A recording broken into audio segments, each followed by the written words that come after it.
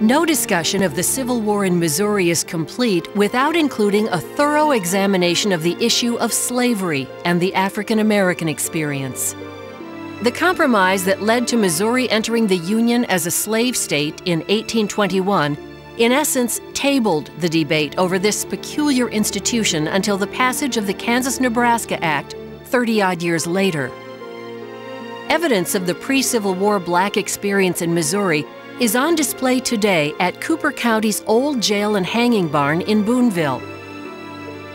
Completed in 1848 by the hands of slaves who retrieved the stone quarried from the Missouri River, the very jail they built would be their holding place until the annual New Year's Day sale, where they were auctioned to the highest bidders.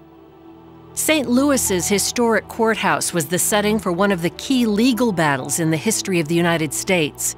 Dred Scott, a Virginia-born slave, filed suit arguing that his being taken to Illinois and Wisconsin, where slavery was illegal, entitled him to his freedom.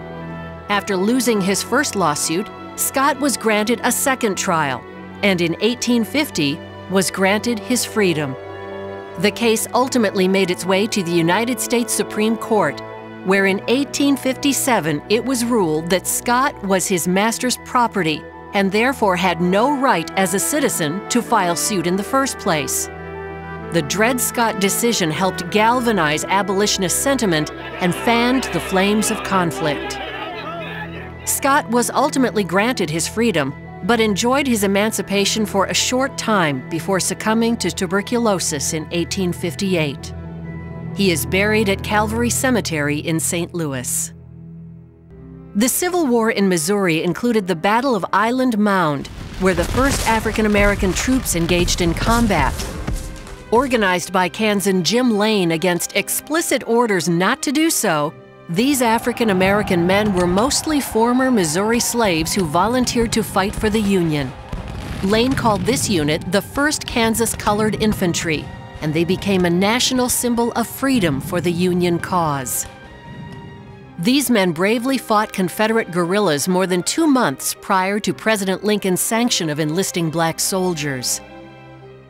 Today, the Bates County Courthouse commemorates these valiant men with a memorial statue. And in 2011, the site of this famous battle will be opened as a state historic site. When the war ended, Missouri blacks set out to build a stronger community on a foundation of education. Lincoln University, founded in Jefferson City in 1866 by African American soldiers who fought in the war, is the oldest historically black college west of the Mississippi River. For more tales from Missouri's colorful Civil War history, log on to www.visitmo.com or call 1-800-519-4800 for a copy of your official Missouri travel guide.